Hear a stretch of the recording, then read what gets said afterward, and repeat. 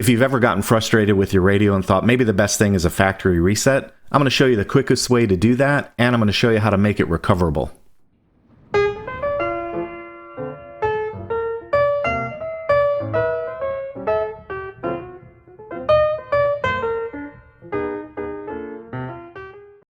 The first thing you'll want to do is connect your USB-C cable to the top of the radio, just like that, and then connect the other end to your computer. And with USB connected to your computer, select USB storage when that dialog box pops up, and that'll give you a window to work with on your desktop. We don't ever fool around with these firmware files, so look for the disk drive that's mounted that has a listing that looks something like this. It'll say firmware, images, logs, models, and so on. The first thing I'll point out are the two critical folders that contain the important information about your radio setup. The first one is models and the second one is radio.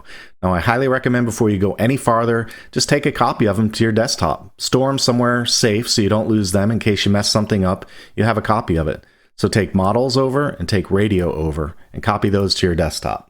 And once you've done that, you're free to reset the radio by renaming these directories. Just click rename and change models to models old.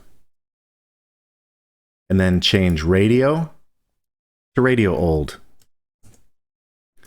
Now, if you want to know what happens behind the scenes, in the radio directory, this radio bin file contains your radio settings, and this models text file contains a listing of all your models. This is basically your table of contents for your models. In the models directory, that contains the actual model configuration files. So if you want to erase all of them, this is where they live.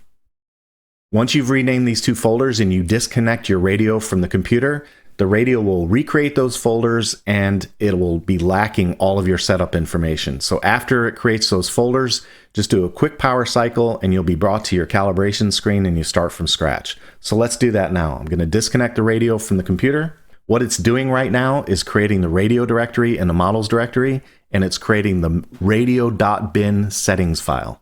So we'll press a key, it's preparing storage, and you can see all of my prior information is gone. All right, the next thing to do is power the radio off, press and hold the power button, and we'll power the radio back on. You might say, hey John, we did a factory reset, why do we see the custom splash screen? And it's because we didn't get rid of the images folder. So the images folder is still there, and the splash screen uses a very specific file name. So that's why we still see my boot up logo. But as you can see, we've entered radio calibration mode, and the radio wants me to go through the calibration process. So I'm going to escape out of that because it's not what today's video is about, but I do want to show you that when I long press this jog dial and hit model select, everything is gone. And when I go into my system settings and go over to things like my global variables or my global functions, you'll see that all my global functions are gone. All my trainer settings are back to default. All the hardware calibration options that I entered are all gone. So this is factory reset. Now, what if you say, wait a minute, I really didn't want to do that. I want my old stuff back. Well, it's no problem. Just connect the radio to your USB-C port on the top again, select USB storage, and you'll get that same pop-up window we got last time. Click on the drive with the correct directories in it, and you'll see the radio created models and the radio folder again. Simply delete those, just delete them, and delete radio. And now all you have to do is rename your models old file to models and rename your radio old file to radio. Once you've done that, you can unplug your radio from the computer. You can see once the USB drive is mounted, all my old settings came back, but I still recommend a reboot just to make sure everything gets read in properly. We'll power the radio back on. There's my splash screen. Here's the throttle warning page, so I'll reduce that. I'll hit a key, and now I'll show you the old radio setup. So we'll click the system button, and I'll go over to my global functions, and you can see I've got all my old global functions back. And when I escape out of there, long press the jog dial and hit model select, I've got all of my models will show up here in just a moment. And there they are.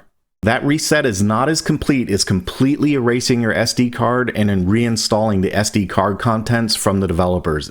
That's a full factory reset. What this method does is it erases your radio settings, it erases your model listing and all your models, and it basically puts your radio back to scratch. What you'll retain with this method are your images, your splash screen, and any special sound files that you put on the radio like Amber. Alright, that's all I've got on resetting your OpenTx radio. I hope you liked the video, and if you do like this kind of content, make sure you hit that subscribe button and the notification bell so you know when new material hits the channel. That's all I've got for today. Take it easy. Hey, if you like the work I do here on RC Video Reviews, please consider joining me on Patreon. For about the price of a cup of coffee, you can help me keep making videos just like this one. If you'd like to help out, there's a link in the description and on your screen.